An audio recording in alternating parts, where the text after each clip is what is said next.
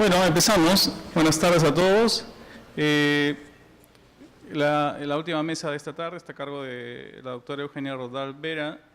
Ella es doctora en Historia por la Universidad de Cambridge. Actualmente es investigadora del Departamento de Investigaciones Educativas del CIMBESTAB en México. Se especializa en Historia de la Educación, de los conceptos educativos, historia de los libros escolares del siglo XIX y XX, desde perspectivas comparadas y conceptuales. Es autora de varios libros, artículos, capítulos del libro. Uno de los más importantes es The British Book Trade and Spanish American Independence, Education and Knowledge Transmission in Transcontinental Perspective. Y con Elsie Rockwell, Nuestros Pasos por la Escuela, Lo que queda y lo que cambia. Y coordinó con Marcelo Caruso el volumen Important Modernity in Post-Colonial State Formation. Y además un número especial de esta famosa revista de Historia de la Educación pedagógica, histórica, sobre la difusión de la escuela lascasteriana en el 2005. Bueno, y además de varios artículos en revistas especializadas en educación, en historia de educación. La conferencia que hoy nos va a brindar es sobre el castigo escolar en la historia de la educación. Damos una bienvenida a Eugenia.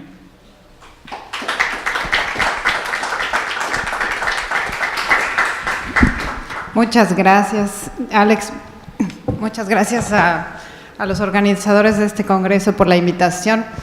Yo empiezo por el comercial, y el comercial es la Revista Mexicana de Historia de la Educación, que es una revista que aparece únicamente en línea, es una revista arbitrada en proceso de indexación en un montón de índices. En proceso, es una revista joven, va en su número 10, y es una revista que recibe contribuciones de toda América Latina, recibe artículos en español y en portugués y también en inglés. Así que asómense, dense una vuelta por la página de la revista y anímense, publicamos muchas cosas de América Latina. El gremio de Historia de la Educación en todo el continente, a excepción de Brasil y tal vez de Argentina, es relativamente pequeño. Entonces, con este tipo de publicaciones intentamos siempre fortalecerlo, ¿no? No importa en qué parte del continente se encuentren. Bueno, hecho el comercial, tal vez lo repita al final de mi presentación. Pasamos. Empezamos. Uy.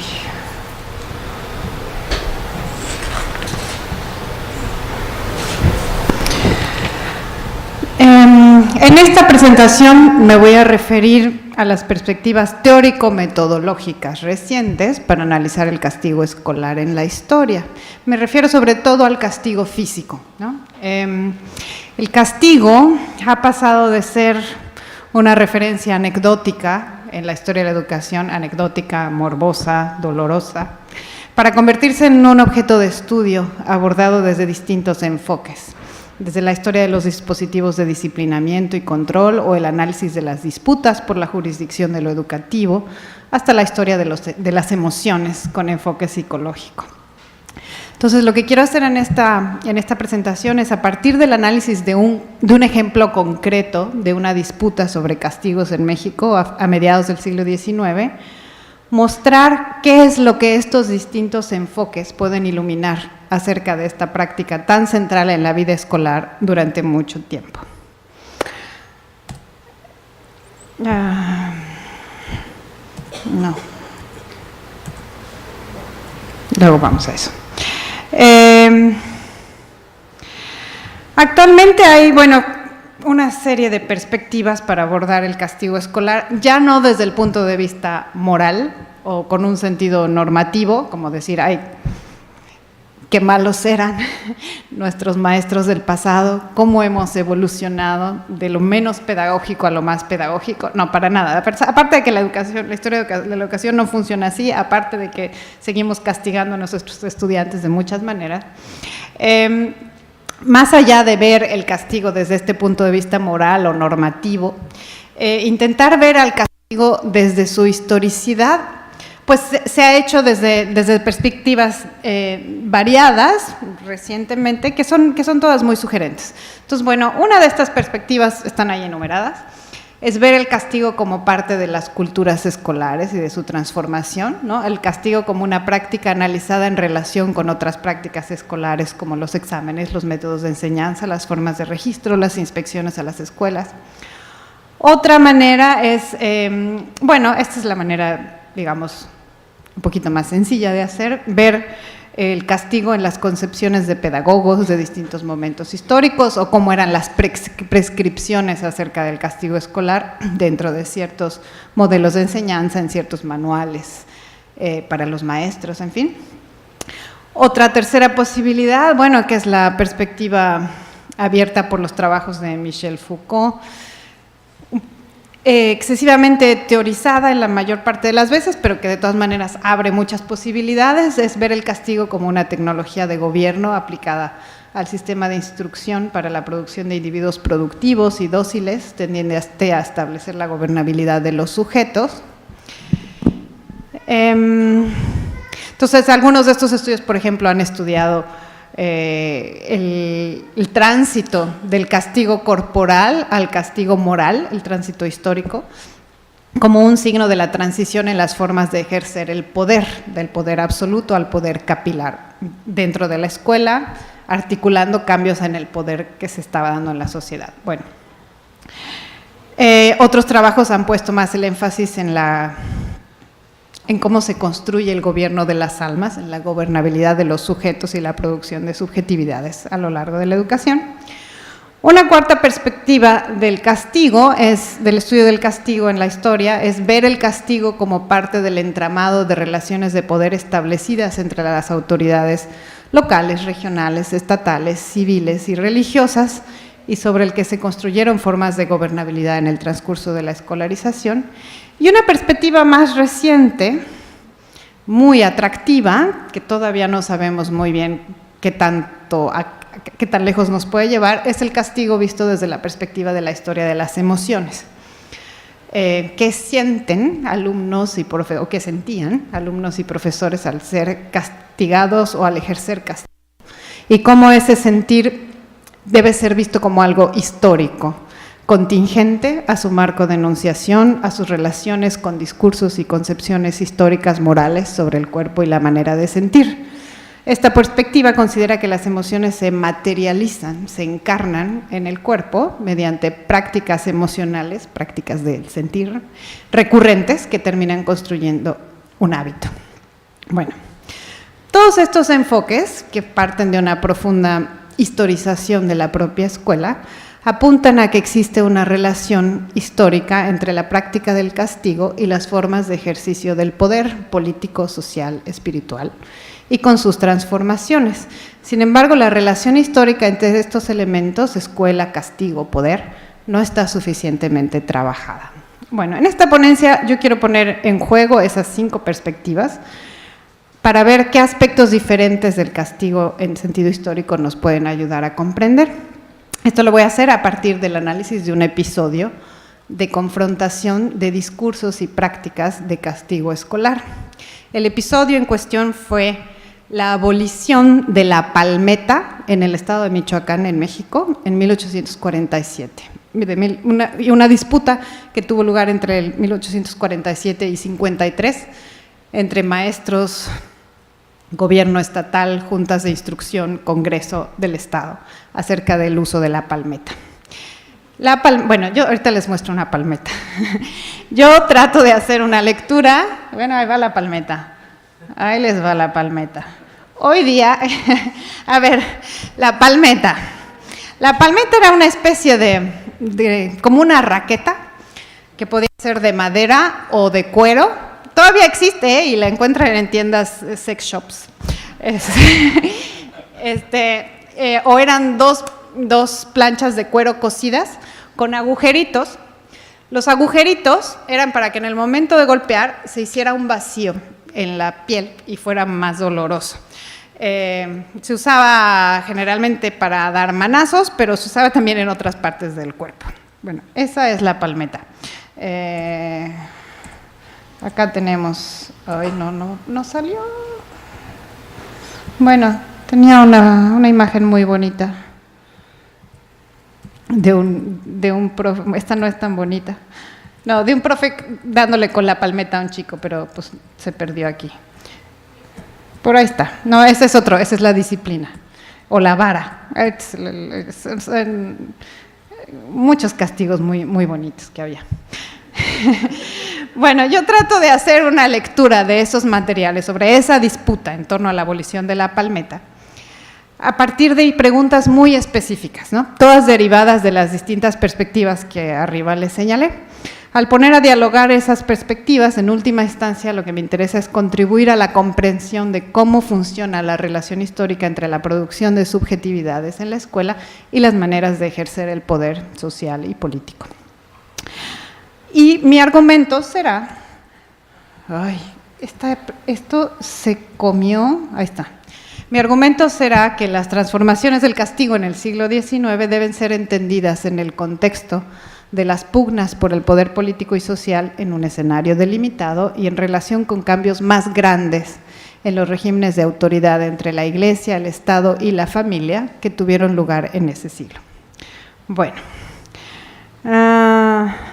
el episodio en cuestión es el siguiente. El 5 de agosto de 1847, el Congreso de Michoacán, a iniciativa del gobernador Melchor Ocampo, decretó la abolición de la palmeta. A ver, aquí está el decreto. Decretó la palmeta abolida en todos los colegios, escuelas y casas de educación en el estado. El decreto, cuyo incumplimiento ameritaba multas y sanciones severas a los maestros, no fue bien acogido ni por los maestros ni por las juntas locales y estatales de instrucción. Durante los 5 años siguientes, la Junta Inspectora de Instrucción Primaria del estado de Michoacán envió repetidas comunicaciones al gobierno del estado de Michoacán solicitando la derogación del decreto y que se reinstituyera la palmeta. Esas cartas iban acompañadas de otras cartas que enviaban las juntas subalternas de instrucción, o sea, las juntas más pequeñas de los pueblos.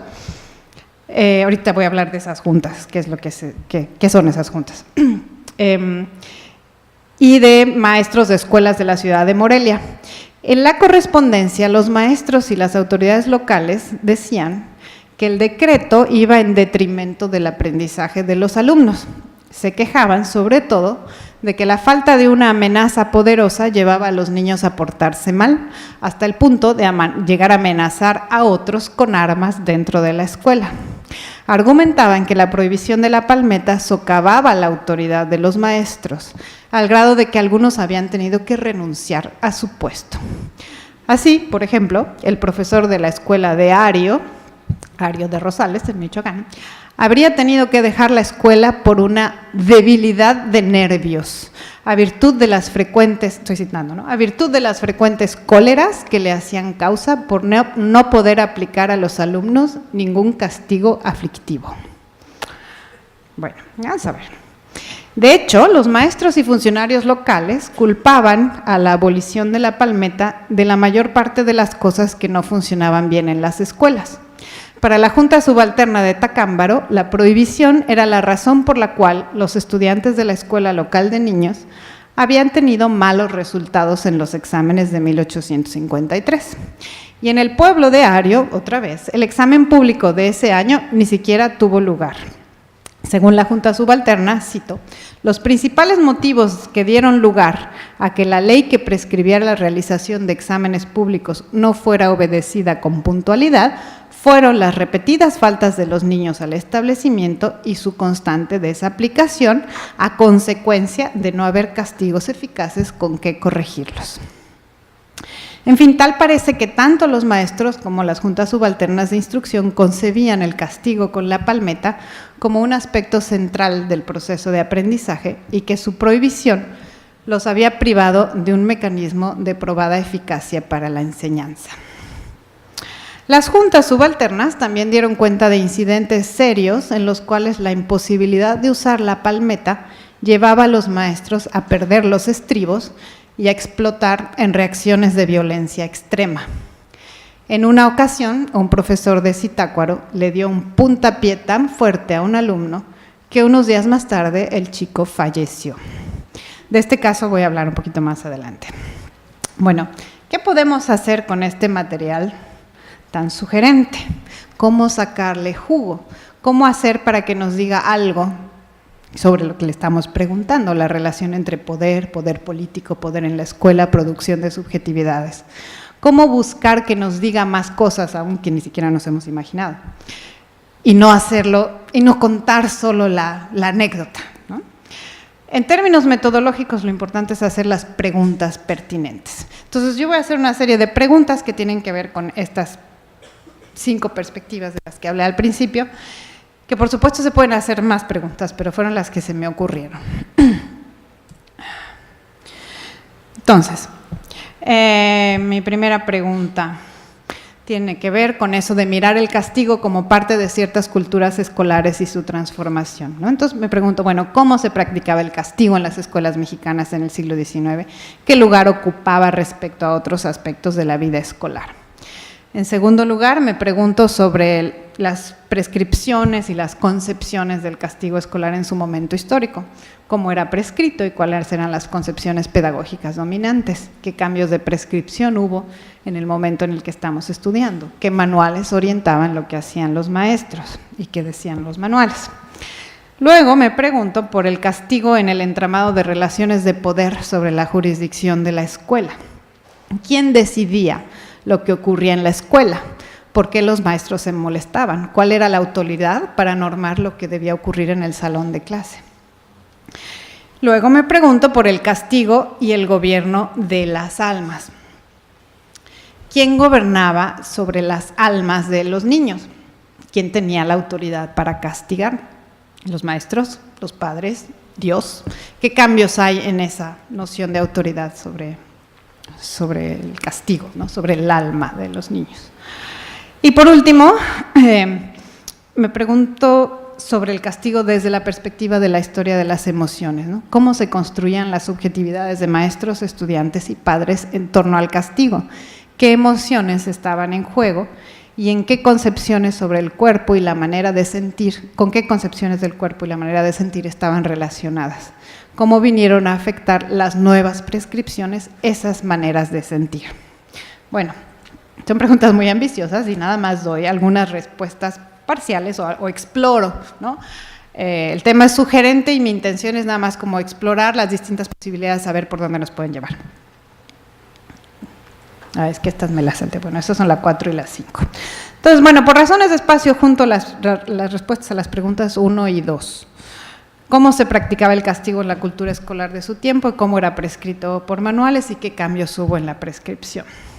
Bueno, esto es lo que llamamos el contexto, ¿no? Pero es un contexto como en relación con la cultura escolar. Durante la primera mitad del siglo XIX, los castigos escolares en México eran de muchos tipos y niveles de gradación. Por un lado estaban las penas medianas de carácter honorable, tales como las orejas de burro o las tablas de madera que les ponían acá en los cuellos a los niños con las palabras perezoso, mentiroso, pleitista. Otros castigos consistían en confinar el cuerpo del niño o privarlo del movimiento, como el cepo o el calabozo, que era un encierro en un pequeño cuarto o en un ropero a oscuras por varias horas. Más comunes eran los castigos corporales como las nalgadas, los azotes con la vara, la disciplina o la palmeta. Esta es la disciplina, creo que es la disciplina, no estoy segura. La disciplina era una especie de látigo, así se llamaba, la disciplina. Y el otro era la vara, que era una vara de algún árbol flexible. En cada país variaba qué árbol era, creo que allá en México se usaba el membrillo, en fin, para los azotes. Una cosa que se me olvidó decirles, a la palmeta a veces se la mojaba, como también a la disciplina, para que doliera más.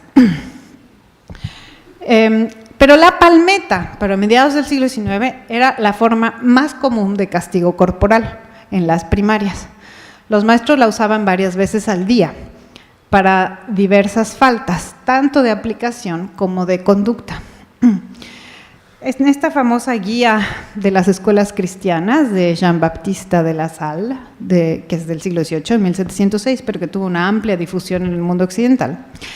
En esa guía se prescribía que la palmeta debía usarse para faltas que no sean muy graves. Por ejemplo, por no haber seguido la lección, por haber jugueteado, por haber llegado tarde, por no haber obedecido a la primera señal y por varios motivos semejantes. Fin de la cita. La palmeta estaba en segundo lugar en una serie de correcciones que iban ascendiendo de intensidad. Empezaban de la corrección por la palabra, ¿no? Si el alumno no respondía a la corrección por la palabra, venía la palmeta en segundo lugar. Y luego venían otros hasta llegar a las varas y al azote. Y al final la expulsión de los niños era la última medida. Entonces, se recomendaba que se diera un solo palmetazo en la mano del niño por vez, cuando mucho 2. Y la idea es que, en México la evidencia documental de distintos periodos y lugares de México en el 19, pero que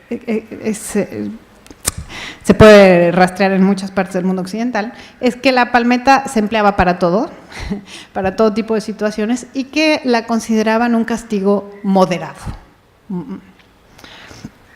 Bueno, desde principios del siglo XIX los castigos escolares fueron materia de regulación en el Imperio Español y posteriormente en México. La legislación de Cádiz prohibió en 1813 y en 1820 los azotes en todos los establecimientos de enseñanza del imperio. En 1820 se retiró esa prohibición, así como los azotes a los reos y a los indios y los bancos de palos en el ejército. En México, los bancos de palos, que pues, el nombre ya es muy sugerente, los bancos de palos en el ejército fueron prohibidos en 1816, 1823, 1824, 1833 y fueron restablecidos en 1842. O sea, para que se vean que hay muchos intentos de legislar sobre ese asunto. Desde 1823, la Compañía Lancasteriana de México prohibió los azotes en las escuelas, aunque aceptaba el uso limitado de castigos deshonrosos y de prohibición de la libertad, como el calabozo.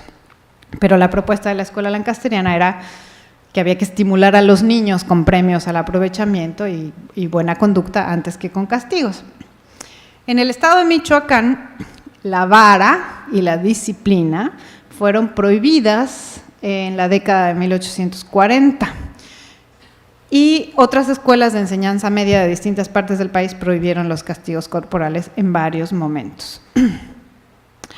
Con todo, y a pesar de que la mayoría de las escuelas michoacanas empleaban el método lancasteriano en mediados del 19, las fuentes indican que los castigos corporales en las escuelas continuaron practicándose hasta bien entrado el siglo XX. En el momento de la prohibición del uso de la palmeta en el estado de Michoacán, otros castigos físicos eran practicados, como hincar a los niños con los brazos extendidos y piedras en las manos, cargarles una tranca sobre los hombros por largo rato. Esos castigos, cuando yo era niña, en las escuelas católicas se seguían utilizando, supongo que aquí también. O hacerlos permanecer de pie con los brazos extendidos en forma de cruz y sosteniendo carteles en las manos por mucho rato. Sin embargo, en voz de los maestros, tales castigos no eran considerados tan efectivos para controlar a los estudiantes como la palmeta. Ahora bien, cuando uno lee con cuidado las comunicaciones de los maestros y de las juntas subalternas en este episodio del que me estoy ocupando, tal parece que lo que estaba en juego en la disputa no era únicamente la efectividad o no de la palmeta, sino una incomodidad sobre la autoridad, sobre quién tenía la autoridad de la regulación de las escuelas.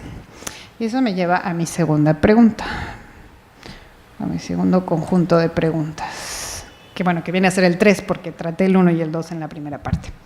Bueno, que es sobre el castigo en el entramado de relaciones de poder sobre la jurisdicción de la escuela. ¿Quién decidía lo que ocurría en la escuela?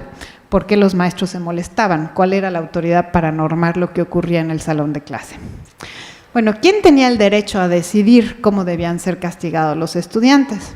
En vista de que el castigo era considerado un aspecto central del proceso de aprendizaje, Los maestros y los órganos locales de instrucción cuestionaban la atribución de las autoridades políticas, el Congreso, el gobernador, a intervenir en la conducción de la enseñanza misma. La prohibición de la palmeta les cayó como algo repentino y les pareció muy injusto.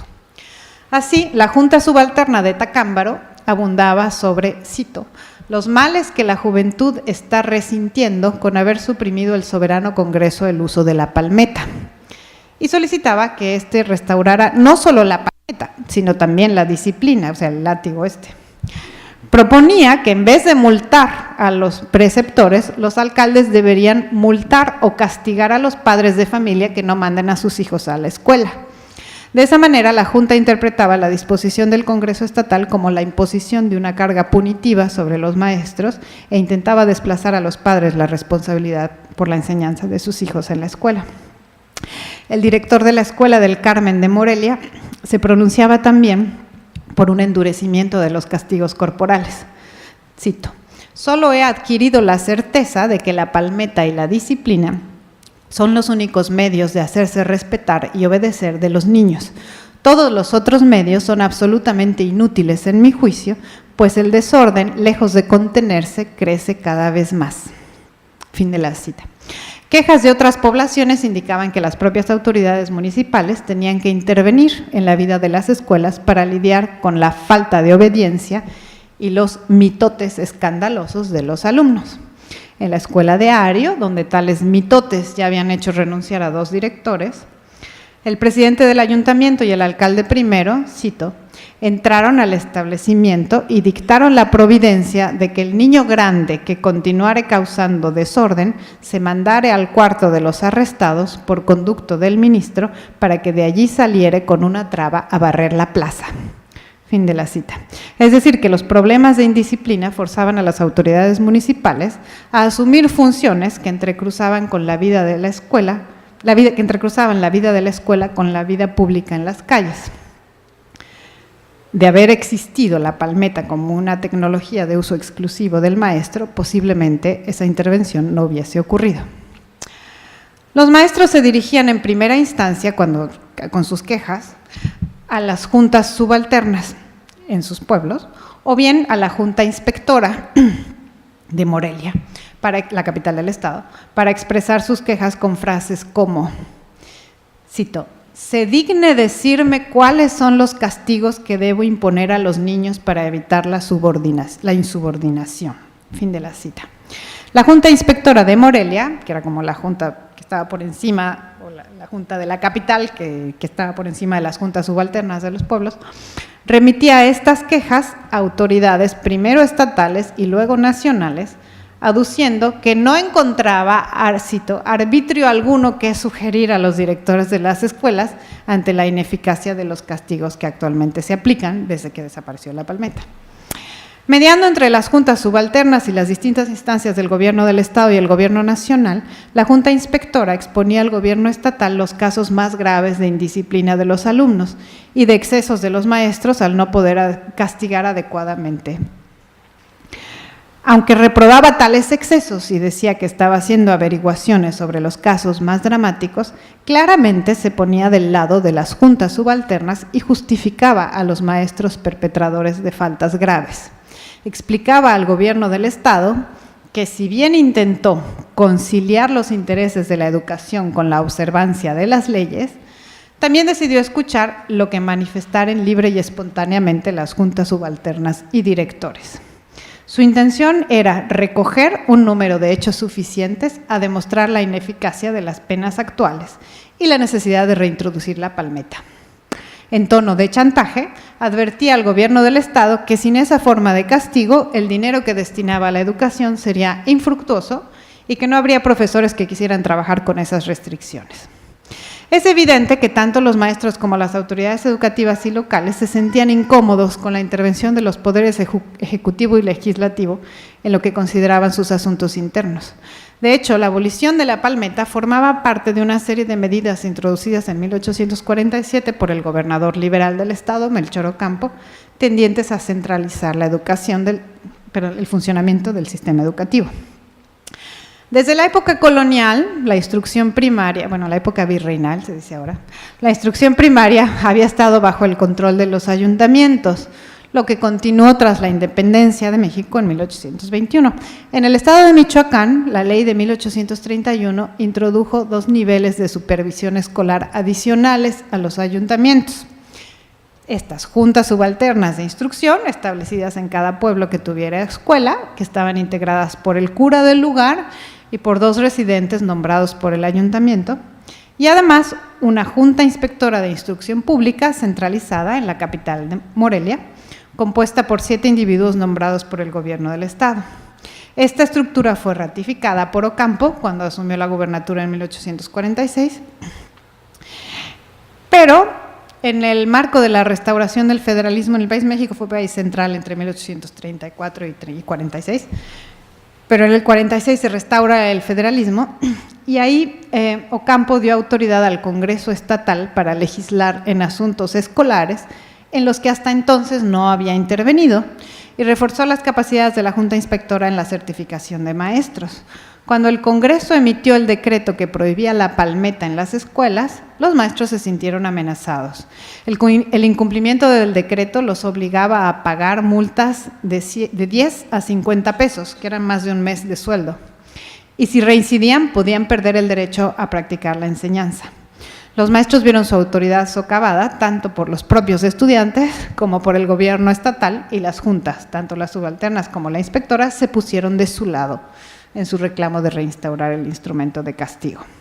Eventualmente, los maestros y las juntas tuvieron éxito. En 1853, una rebelión conservadora a nivel nacional llevó a la renuncia de Ocampo y un nuevo gobernador escuchó a la Junta Inspectora y solicitó al Congreso Estatal la revocación del decreto de abolición de la palmeta.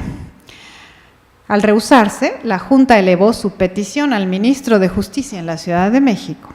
Pero para entonces el gobierno ya había cambiado, había subido Antonio López de Santana al poder, con un gobierno mucho más dictatorial, y había dictado medidas que ponían en receso a las legislaturas de los estados. Y de facto eliminó la soberanía de los estados. Entonces, en esa coyuntura, el ministro de Justicia, que se llamaba, finalmente invalidó el controvertido decreto del estado de Michoacán el 9 de julio de 1853. O sea, estuvo en vigor del que les dije, del 47 al 53, la abolición de la palmeta. Esa fue una victoria de medio término para los maestros. El uso de la palmeta continuó durante varias décadas y solo hasta finales del siglo XIX hubo consenso suficiente para decretar la prohibición de los castigos físicos en las escuelas a nivel nacional, aunque los castigos físicos se siguieron practicando, como bien sabemos.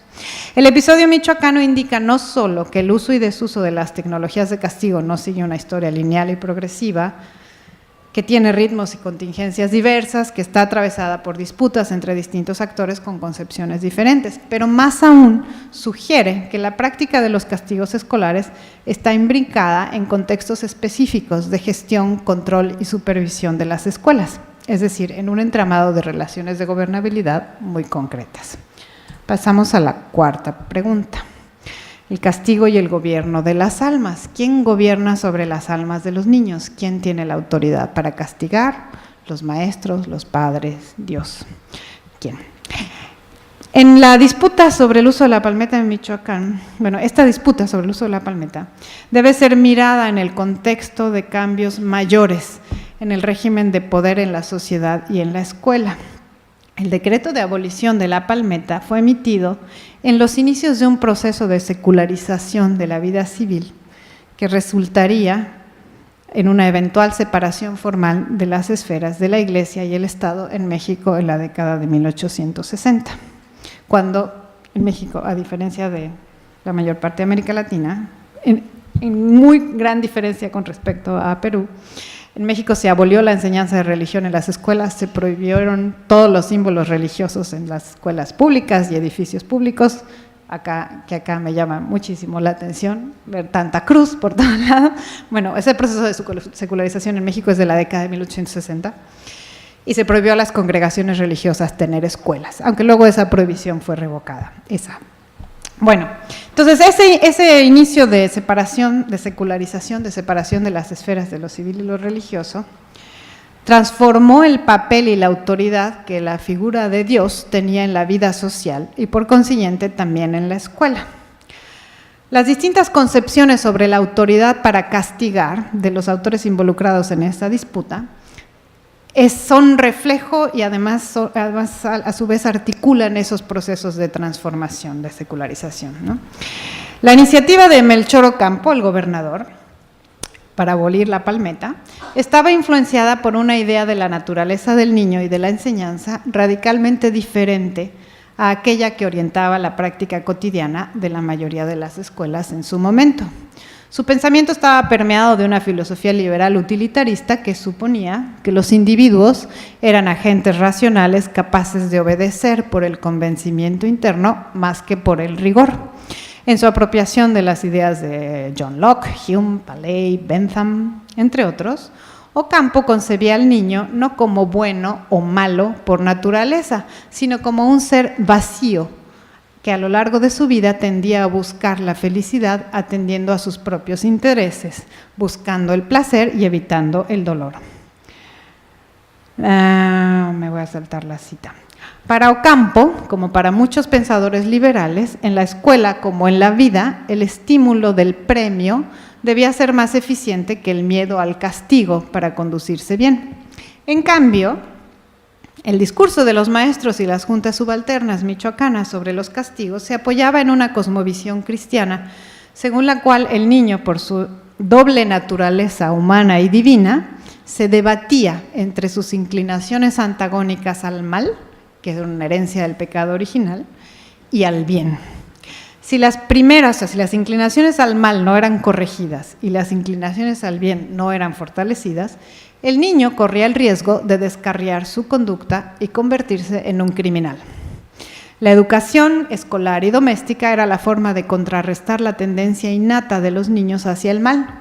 En ese sentido, los preceptores se quejaban que desde que la palmeta fue abolida, se habían quedado sin la posibilidad de, cito, enderezarlos por el camino de la aplicación del deber, cuando por desgracia se apartan de él. Fin de la cita. En consecuencia, el corazón de los niños se pervierte más y más. Y cito, el criminal que por perversidad obra el mal se sujeta bajo la influencia del poder físico y con él se arranca a la sociedad un ser que la perjudica. El niño a su vez también obra el mal porque no conoce la extensión de sus consecuencias. Esto es de una carta de una junta subalterna. El niño a su vez también obra mal porque no conoce la extensión de sus consecuencias o porque no comprende bien la necesidad de inclinarse a la razón. Entonces el poder físico lo doblega y de este modo se arranca de su corazón una tendencia que más tarde lo llevaría tal vez hasta el sepulcro. Alentados con la desproporción de la pena que se les impone, los niños se acostumbran a seguir sus inclinaciones malas. Fin de la cita. La visión católica del castigo tenía también un componente de purificación del alma. Tradicionalmente el suplicio, ustedes saben qué era el suplicio, una cosa que usaban los monjes para castigar el cuerpo, ¿no? Tradicionalmente el suplicio era una forma de purificar los pecados de la naturaleza humana y someter el cuerpo a los mandatos de la naturaleza divina. Los maestros de Michoacán señalaban que la ausencia de castigos imponentes los privaba de un mecanismo para que los alumnos pudieran expiar sus faltas para corregirlas. No obstante la intensidad del castigo, desde la óptica católica, siempre debería ser, como lo había señalado Lassalle en su guía de escuelas, el castigo debía ser caritativo, es decir, que debe imponerse por motivo de pura caridad hacia el alumno que lo recibe y por la salvación de su alma. Sin embargo, en las fotos en las ilustraciones de los castigos de época del siglo XIX, el maestro nunca tiene una cara de caridad, siempre está muy enfurecido. Eso del enfurecimiento es muy importante. Así, la autoridad de los maestros para infligir castigo físico derivaba del mismo Dios. Y esto implicaba grandes responsabilidades. La sal mismo se dirigió de esta manera a los maestros en sus meditaciones. Cito: lo que más debe animaros a reprender y corregir las faltas de vuestros discípulos es que si dejáis de hacerlo, seréis vosotros mismos reprensibles ante Dios. Porque siendo los sustitutos de sus padres, de sus madres y de sus pastores, estáis obligados a velar sobre ellos como quien tiene que dar cuenta de sus almas. Por tanto, si no vigiláis su conducta, debéis estar persuadidos de que al no estar estos niños en condiciones de guiarse por sí mismos, daréis vosotros cuenta a Dios por ellos de las faltas que hayan cometido, como si las hubieseis cometido vosotros. Fin de la cita. Bien, una queja común de los maestros de Michoacán era que la ausencia de la palmeta generaba conductas viciosas, como tener que pretender en multitud de ocasiones que no habían visto la falta y que si la falta meritaba castigo no lo podrían ejercer. Hacerlo los expondría a las severas penas que la ley impone a los que usen la palmeta con los niños. Así, la prohibición de la palmeta socavaba el papel de los maestros como delegados de Dios y como sustitutos de los padres, madres o pastores, porque los incapacitaba para cumplir el mandato de reprender y corregir las faltas de los niños y de esa manera purificar su alma. Por otra parte, es importante advertir brevemente otro aspecto en que la autoridad de los maestros estaba siendo socavada. La documentación, ¿qué pasaba con los papás de los niños castigados? No hay mucha información, pero la documentación indica que los padres eran los principales denunciantes de la violación de la prohibición de la palmeta por parte de los profesores. No parecen haberse alineado con los maestros ni con las juntas subalternas en defensa de esa forma de castigo. Aunque los maestros recobraron el ejercicio de la palmeta en 1853, el asunto de la autoridad paterna estaba en vías de transformación. En México, la autoridad paterna fue codificada por primera vez en el Código Civil de 1861, todavía no en este momento. Y también en 1861, cuando en 1861 se promulgó la Ley de Libertad de Cultos, los padres adquirieron el derecho de decidir si querían que sus hijos tomaran parte en los ritos católicos escolares o no, esto antes de que se abolieran completamente los ritos católicos en el 67. Con ello, los maestros ya no podrían obligar a los estudiantes a comportarse como católicos. Por tanto, los argumentos religiosos sobre el castigo y su papel como delegados de Dios en la práctica del castigo quedaría aún más quebrantado. Y además quedó establecido que el poder de los profesores era una delegación de la patria potestad de los padres. Aunque la enseñanza de la religión en las escuelas públicas no fue prohibida sino hasta 1867, estos intentos de transformar la práctica escolar cotidiana constituían signos de que el régimen de poder y autoridad sobre el alma del niño estaba cambiando. Y por último, la historia de las emociones. Esta parte es cortita. El castigo desde la perspectiva de la historia de las emociones. Cómo se construían las subjetividades de maestros, estudiantes y padres en torno al castigo. Qué emociones estaban en juego y en qué concepciones sobre el cuerpo y la manera de sentir, con qué concepciones sobre el cuerpo y la manera de sentir estaban relacionadas. Cómo vinieron a afectar las nuevas prescripciones esta manera de sentir.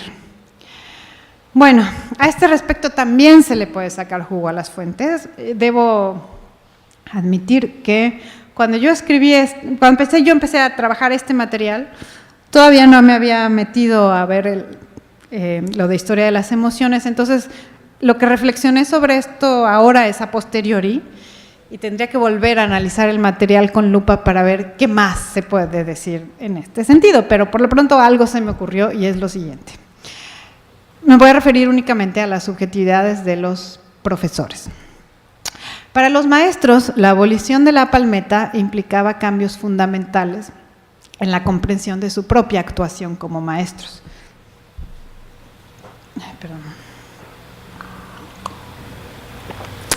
Desde la perspectiva de la historia de las emociones, el cuerpo del maestro puede ser visto como un sitio de prácticas emocionales adquiridas a partir de la repetición y de acuerdo con discursos dominantes, normativos y morales, sobre la función del castigo, esos discursos que acabo de mencionar. Esto se vino a desestabilizar con la introducción de las multas y de los discursos normativos nuevos a los que no estaban acostumbrados. En la correspondencia estudiada, las juntas subalternas dieron cuenta de incidentes serios en los cuales la imposibilidad de usar la palmeta llevaba a los maestros a perder los estribos y a explotar en reacciones de violencia extrema. Así, según una de esas juntas, al no poder usar la palmeta, el profesor de la Escuela de la Piedad se vio estrechado a usar la vara, cito, para hacerse respetar de un puñado de jóvenes cuya insolencia había nacido desde el momento en que llegaron a percibir que los castigos a que podían sujetarse eran absolutamente nulos. Fin de la cita. Los peores casos ocurrieron en Zitácuaro, donde el profesor, desesperado al ver perdidos sus trabajos, dio un puntapié a un niño, provocándole una enfermedad grave de la vejiga. En otra ocasión, el mismo profesor, despechado y en un momento de irreflexión, infirió unos golpes tan fuertes a un alumno que en consecuencia éste cayó en cama y unos días después murió. En estos dramáticos ejemplos queda claro que para los maestros los castigos moderados como la palmeta constituían una manera correcta de encauzar el enojo retenido en su cuerpo, cosa que en ausencia de dispositivo físico podía descontrolarse de manera fatal. Tal manera de sentir o de experimentar la rabia estaba en relación con los discursos sobre la educación, la autoridad, el cuerpo y el alma.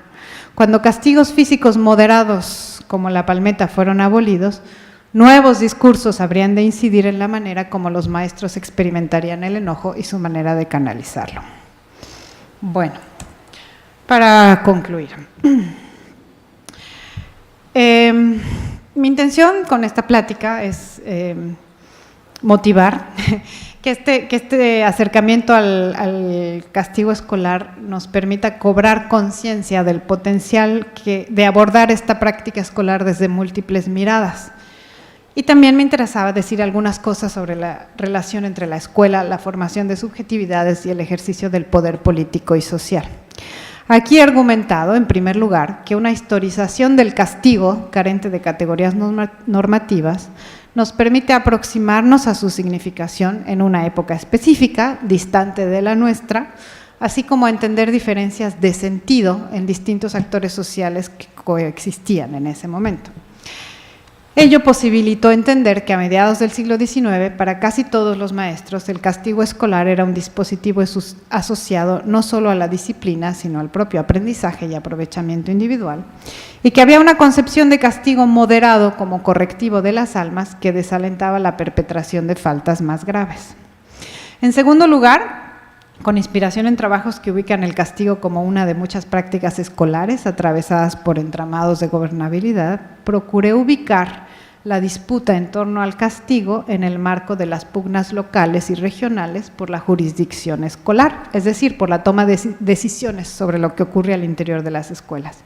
Esto mostró que los cambios en las prácticas escolares están relacionados de manera muy concreta con transformaciones jurisdiccionales y de ejercicio de poderes locales, estatales y nacionales, que a su vez, en el caso del episodio michoacano, se vieron afectadas por el tránsito de una organización política nacional centralista a una federalista y de vuelta al centralismo. La tercera mirada consistió en ubicar la disputa por el castigo en el marco de transformaciones mayores en los regímenes de relaciones de poder que gobernaban el cuerpo y el alma de los educandos, prestando atención a las distintas formas de comprender ese gobierno que coexistían en una época de disputa y transformación. Y la última mirada, la de las emociones, fue apenas una probadita de lo que la historia de las emociones nos puede ayudar a ver sobre las subjetividades de los maestros en relación con la práctica del castigo. Más que hablar de que ocurra una traducción de un determinado régimen político a un régimen emocional, en el sentido que argumenta William Reddy, lo que sí podemos apreciar es cómo la imposición de discursos normativos, y no solo discursos, sino también multas, por las autoridades políticas diferentes a aquellos a los acostumbrados, puede crear situaciones de gran desestabilidad emocional en las subjetividades de los profesores, emociones que estaban enmarcadas por un marco institucional que las legitimaba o las deslegitimaba. ¿Por qué provocó tanto revuelo la abolición de la palmeta en Michoacán a mediados del siglo XIX? A partir de los enfoques empleados se hizo evidente que la prohibición de ciertas formas de castigo corporal fue reflejo de una disminución de la autoridad de los maestros en el proceso de enseñanza y a la vez profundizó esa disminución. Por una parte, la centralización del sistema escolar bajo el periodo federalista, cambios en la gobernabilidad de las escuelas, permitió que las autoridades políticas tomaran decisiones que afectaban aspectos cotidianos de la enseñanza escolar, tales como la aplicación de castigos, y eso despojó a los maestros de un instrumento primordial en el ejercicio de su poder en la escuela. Por la otra, la autoridad de los maestros fue socavada en otro sentido, porque en la comprensión católica del castigo que aún dominaba en muchos sectores de la población, la prohibición de la palmeta trastocó el papel de los maestros como los delegados de Dios, con el derecho a infligir castigo físico a los niños para la purificación de su alma. Eventualmente, esta disminución de la autoridad del maestro en el proceso de enseñanza, en sintonía con el proceso de secularización de la vida civil, estaba relacionada con una transferencia de la autoridad de la Iglesia hacia los padres sobre la vida de sus hijos, que tuvo lugar en todo el mundo occidental. Y esta transferencia hacia, bueno, esta historia de cómo emergió la patria potestad, cómo los padres empezaron a tener la autoridad sobre la vida de sus hijos y no las instituciones eclesiásticas, y pasando por la escuela y lo que implicaba todo esto, es un aspecto sobre el que hay que indagar más, ¿no? Además lo dejo aquí apuntado.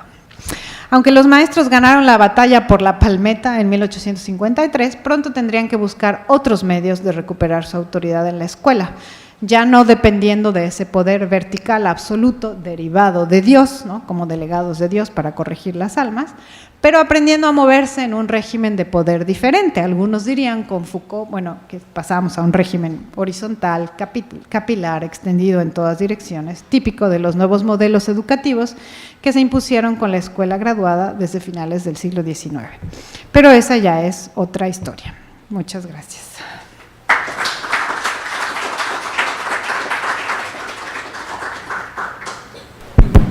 Bien, ahora vamos a hacer una ronda de preguntas.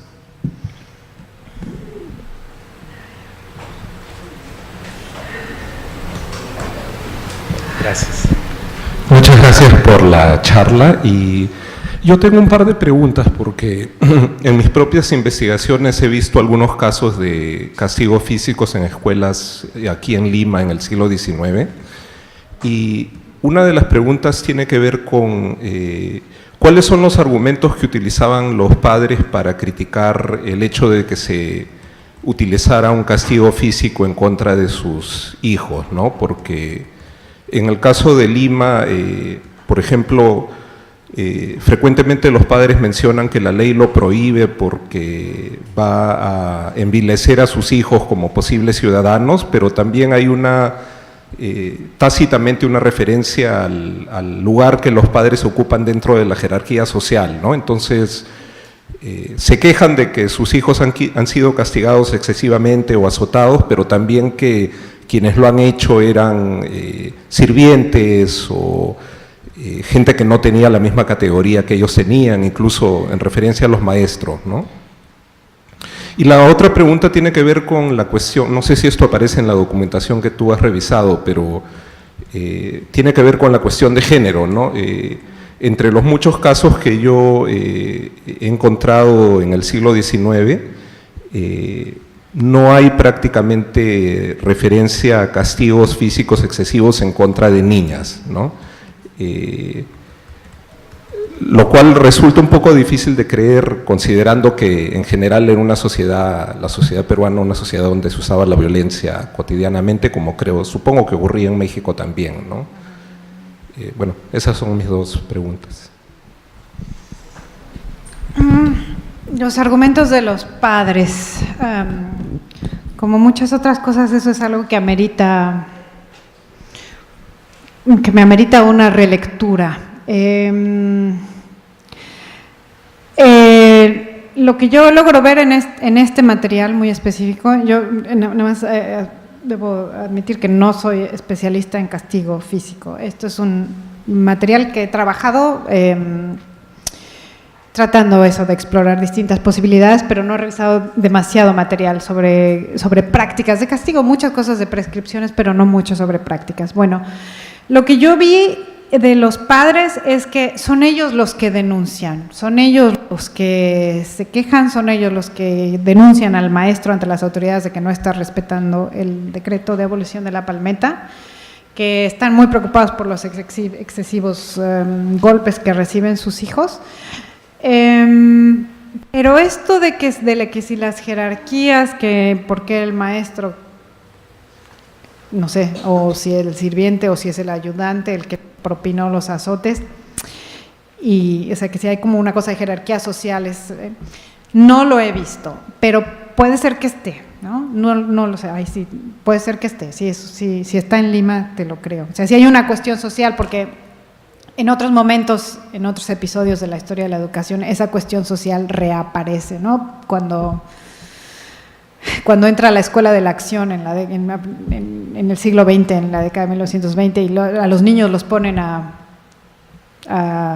cuidar cochinos, cuidar gallinas, a cultivar la tierra, los padres se quejan, ¿por qué mi hijo tiene que hacer esas tareas de sirviente? ¿No? O sea, esto sí puede ser que exista.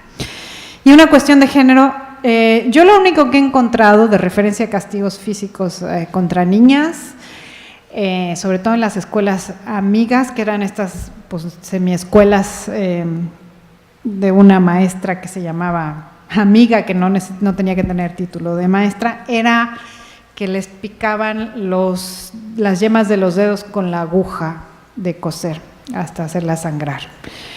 Hasta ahí. No he visto, bueno, inmediatamente hace sangrar picar la aguja con la aguja. No he visto nunca referencias a azotes. Todos mis ejemplos están basados en golpes a niños, varoncitos.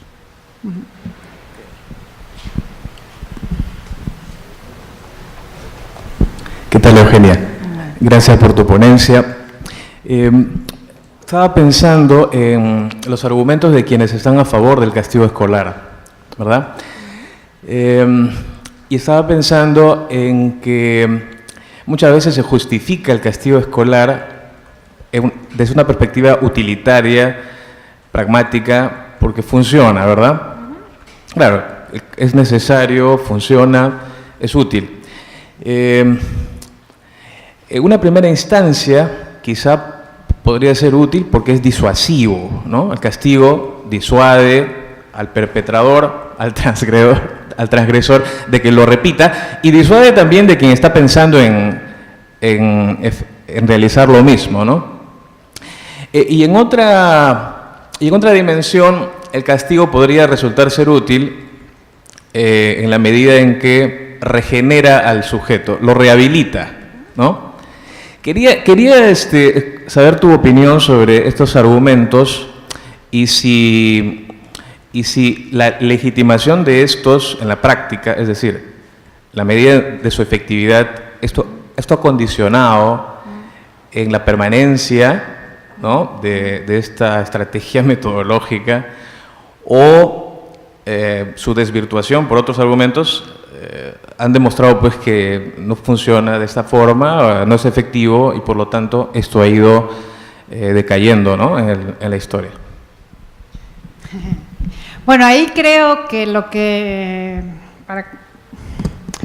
para poder decir algo a ese respecto, lo que ayuda es precisamente la historia de las emociones y entender que una práctica determinada puede funcionar dentro de un marco emocional específico y no en otro. Entonces, en un marco específico, el castigo físico puede ser disuasivo, pero en otro marco no, porque las maneras de sentir de los niños también están condicionadas por todo ese marco y por toda esa serie de concepciones y el temor a Dios y el temor a los padres, tal. Entonces yo no podría contestar, o sea, si el castigo físico funciona porque es disuasivo, porque sí visto de una perspectiva utilitaria, yo lo que podría contestar es que puede funcionar muy bien en ciertos contextos emocionales, pero no en otros,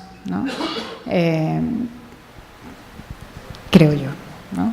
Si el castigo es útil porque regenera o rehabilita, bueno, tiene que ver con que los niños, los adolescentes crean en la regeneración, crean en el mal que habita en ellos o no, ¿no?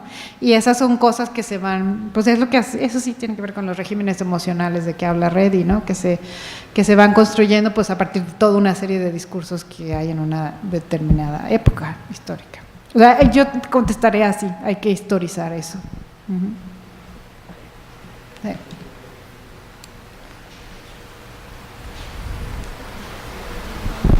Gracias por su presentación. Cuando habla de castigo físico o psicológico, podríamos hablar de educación con temor. Y si hablamos, por ejemplo, sobre la investigación que he hecho, podríamos relacionar contexto histórico y autoridad docente.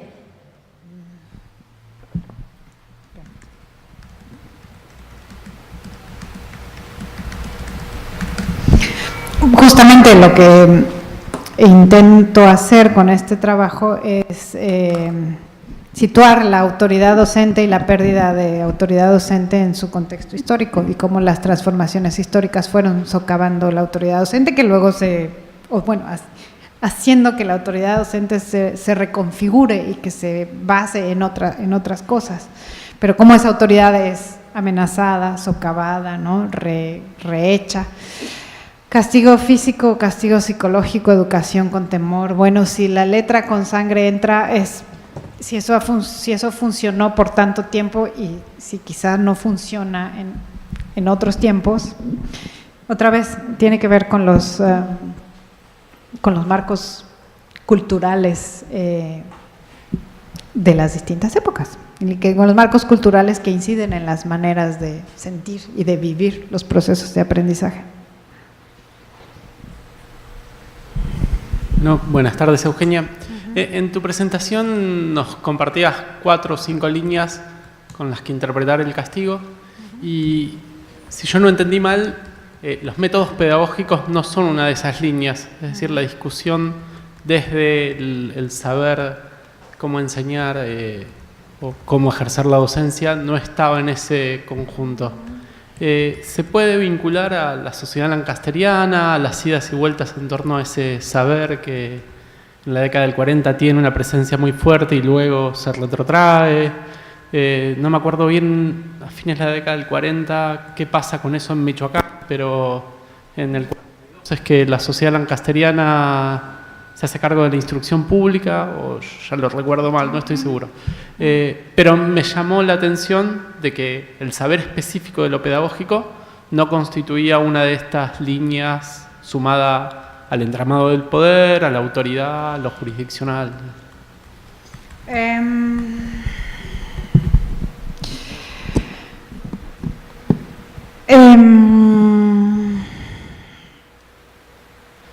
Bueno, estas 5 líneas no se agotan ahí. Yo creo que sí puede ser una línea más, el saber para ejercer el saber específico de lo pedagógico, pero no acabo de entender a qué te refieres. Si al saber, a los saberes docentes que van desarrollando los docentes en su práctica, o si a las cuestiones más prescriptivas de los métodos pedagógicos, ¿no? Porque hay una gran distancia, ¿no? O sea, a ver, ¿cómo lo puedo decir? A ver, o sea, los saberes pedagógicos de los maestros se construyen en la práctica, son parte de su experiencia y están ahí visibles. O sea, ellos saben que el castigo físico es disuasivo, ¿no? Eso es parte de su saber pedagógico. Lo que prescribía el método lancasteriano, bueno, era la ausencia de castigos físicos, castigos psicológicos, aunque no se llaman psicológicos, ¿no? Castigos honorables o algo así, y sobre todo el estímulo al premio más que la disuasión del castigo, ¿no? El hecho de que en el 42 la Compañía Lancasteriana se fuera puesta a cargo de la educación nacional durante todo el periodo centralista no quiere decir que todas las escuelas del país se convirtieron en lancasterianas, sino que la Compañía Lancasteriana fungió como Ministerio de Educación más o menos de todo el país, pero las escuelas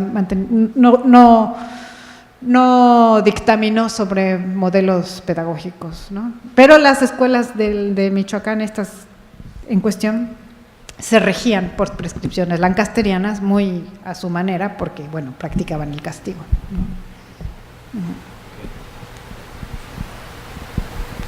¿Otra pregunta?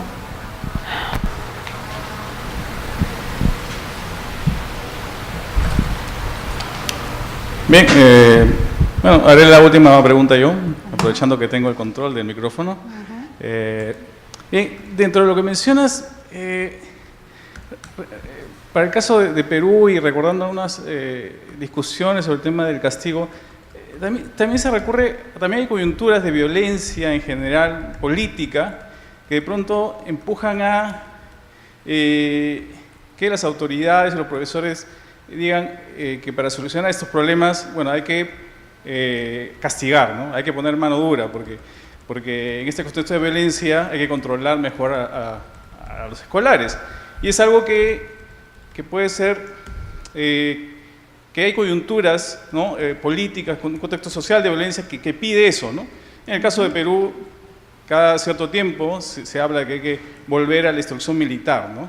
Que obviamente ejerce su poder con castigos, ¿no? Y eso es como que ahí la variable también del contexto social, ¿no? De la violencia, del desorden que puede empujar a que en la educación se apliquen este tipo de castigo físico, ¿no? Digo, porque tú pones unas variables, sin embargo, que de pronto creo que no se conectan mucho con eso, con de pronto con la sociedad violencia y las supuestas necesidades de orden, ¿no? O sea, que se cubren con la violencia. Bueno, esa sería mi pregunta. No, es una pregunta muy interesante. Y si yo no lo mencioné, yo sí que puede haber una relación entre estas maneras de concebir y practicar el castigo físico con violencia social y política muy concreta en el estado de Michoacán en ese momento. Si yo no lo mencioné es porque las fuentes no lo sugieren, pero sí que valdría la pena volverlas a mirar en función de los contextos muy, muy específicos que se estaban viviendo en ese momento. Yo creo que, por ejemplo, hoy día hay estudios muy sugerentes sobre la relación entre narcotráfico y formas de enseñar en comunidades atravesadas por violencia, ¿no? Y cómo afecta a la escuela, así que, pues, seguramente, yo no presté atención porque no sé efectivamente el pueblo de Ario, la ciudad de Zitácuaro, en esos años o en esos periodos, que estaban atravesando los pronunciamientos de fulano, de sutano, ¿no? La intervención norteamericana que tiene lugar en esos años, sí vale la pena, es algo para mirarlo a través de eso. Vuelvo a hacer el comercial, la revista mexicana de Historia de la Educación está abierta a recibir contribuciones de todos ustedes. Sí, buenas tardes. Me ha parecido muy interesante su propuesta metodológica, Eugenia. Yo partía de la premisa que de alguna manera la realidad mexicana pueda coincidir con la realidad peruana, ¿no? Mirando desde la figura del ámbito histórico, educativo y social. En esa medida, yo creo que la mirada del castigo en el ámbito histórico también tendría que complementarse con una mirada educativa.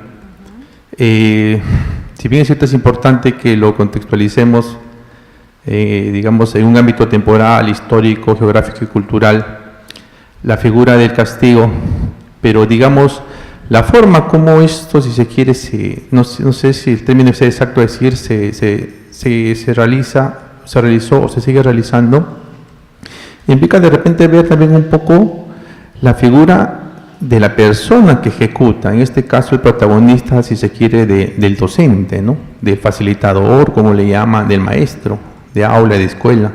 En el sentido siguiente, de repente ver él cuál es su lógica.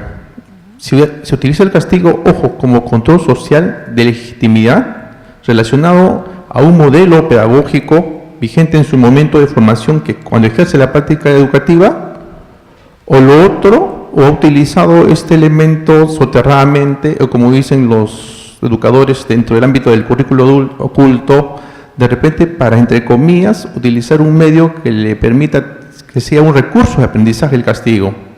Ahora, el castigo desde todo punto de vista creo que es objetable, obviamente, ¿no? Y si nosotros enfocamos actualmente a las políticas educativas ligadas actualmente, en el caso peruano, a ciudadanía, derechos humanos, obviamente la coerción física, corporal, incluso no la psicológica, está prohibida, está cuestionada. Entonces, también veía eso porque de alguna manera, de repente la perspectiva histórica sería también importante, nos permite contextualizar, pero yo reitero, sería muy importante también entrar ahí a la propuesta educativa, ver los modelos pedagógicos, ver, digamos, los enfoques educativos que de alguna manera los docentes ejecutan en su práctica educativa o lo han ejecutado, ¿no? Yo creo que por eso es muy importante. Y estos enfoques también son cambiantes. Y muchas veces esos enfoques también se adecuan según los contextos. Otra cosa a veces es la educación de repente en un ámbito en Lima, en el caso peruano te digo, o en caso en provincia. Por ejemplo, cuando yo trabajaba de supervisor, monitor en ciencias sociales en colegios de provincia, un colega de ciencias sociales me decía, profesor, yo sin mi palma, ¿okay? Sin mis 10 puntas, no soy nada, dice, no tengo autoridad. Los alumnos no me respetan, los alumnos no soy autoridad si es que yo de por medio no tengo mis 3 puntas. Fui a otro colegio y la misma directora, cuando yo lo voy a entrevistar, tenía sus 3 puntas inmenso en su mesa. Me vio y de manera muy rápida lo metió debajo de la mesa, debajo de uno de los cajones de la carpeta, de su escritorio. Entonces, yo vi la misma directora, le hablo de solamente hace menos de 5 años, la misma directora era la que promovía estas prácticas. Entonces, hay una contradicción, si se quiere, ¿no?, entre lo que debería ser una mirada actual y prácticas, si se quiere, soterradas que de alguna manera se siguen dando, ¿no? Y yo creo que eso amerita también un estudio, amerita verlo con un tópico más amplio para ver por qué se da esa lógica, por qué se da esas prácticas que de alguna manera no serían vigentes, ¿no? Bueno, básicamente eso es lo que yo quería comentarle. Gracias. Sí, es algo realmente interesante porque esto de la contradicción entre el modelo pedagógico dominante y las prácticas soterradas que se siguen dando.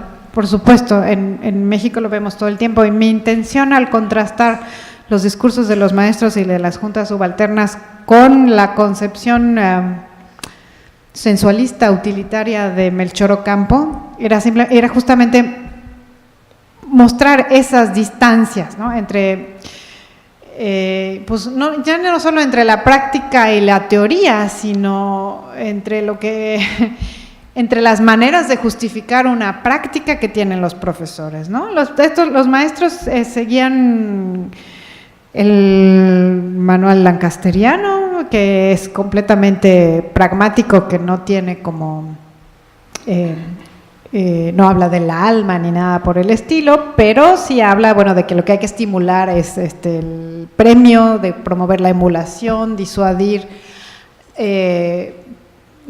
a partir de la búsqueda del mejoramiento, ¿no? La búsqueda de ser mejor debe disuadir los malos comportamientos, las malas conductas.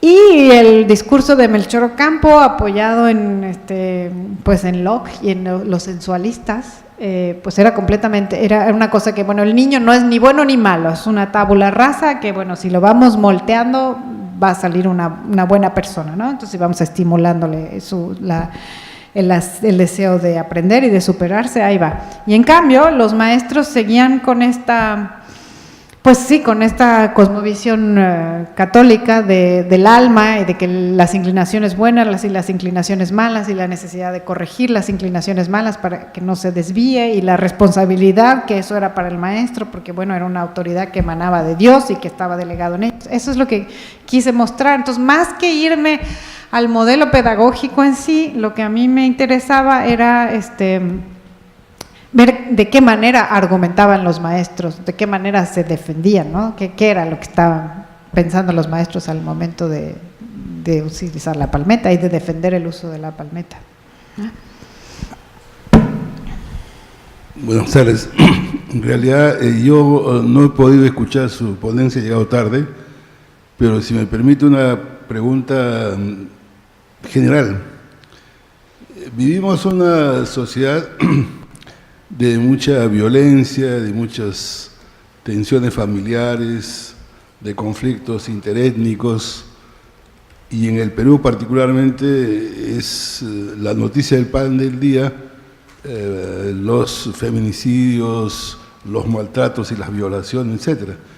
Entonces, si la escuela es un poco la recreación de la sociedad, ¿cómo hacer que esa escuela regenere, reeduque, forme otro tipo de seres humanos cuando el espejo de la sociedad no lo está reflejando de tal manera? O en todo caso, ¿cómo podría, digamos, pensar un eslogan diferente a esa antigua donde dice que la letra con sangre entra? Y ahora, ¿qué podríamos decir entonces como alternativa? Una educación de la tolerancia, una educación de respeto al otro, una educación democrática, en fin. Yo soy maestro, me he desempeñado en distintos niveles de la educación, y es cierto que si no hay cierta autoridad que sea físicamente, que estimule el castigo, no hay prácticamente receptividad ni aceptación de los alumnos hacia uno. Entonces, como que fuera un mal crónico. Yo en realidad no sé si usted ha visto, comparando estudios históricos con los actuales, las posibilidades de una mejora a través de la escuela para ser otro tipo de ciudadanos en las generaciones del presente o los que vienen. En mi ignorancia y en mi humildad como historiadora, hace unos años yo hice esa pregunta en un congreso donde había una mesa sobre educación para la paz en Israel. Y entonces había unas ponencias muy interesantes, muy optimistas sobre pues cómo enseñar en escuelas mixtas o en escuelas donde había judíos y árabes israelíes conviviendo cotidianamente, bueno, cómo enseñar el respeto al otro, cómo entender la sensibilidad del otro, la susceptibilidad, aprender a ponerse en los zapatos del otro, tal. Y las ponencias eran muy bonitas y daban unos ejemplos muy bonitos, y yo pregunté, híjole, ¿y qué pasa cuando los niños salen de la escuela, cuando se enfrentan a una forma de vida cotidiana basada en el apartheid, en la violencia, en la exclusión, en la tal? Y simplemente se hizo un silencio muy grande en la sala. Yo me sentí muy tonta. Y de ahí en adelante, la verdad es que lo que creció fue mi respeto hacia los maestros, porque la respuesta no la tenemos los historiadores, la respuesta la tienen los maestros, tienen muchas más herramientas para pensar en qué hacer y cómo hacer. Como historiadora, lo único que puedo decir es que la escuela no lo puede todo. La escuela exactamente es un reflejo de la sociedad, forma ciudadanos, pero a su vez la escuela está formada a partir está atravesada por el conflicto y por la desigualdad y por todo eso, ¿no? Entonces, bueno, lo que los maestros puedan hacer, siempre van a saber ellos más que yo. Es lo único que puedo decir. Ujú. Ok, muchas gracias a Eugenia por su presentación y a todos ustedes por su presencia. Recuerden, mañana la mesa empieza a las 10 de la mañana. Bueno, despedamos a Eugenia con un fuerte aplauso, por favor.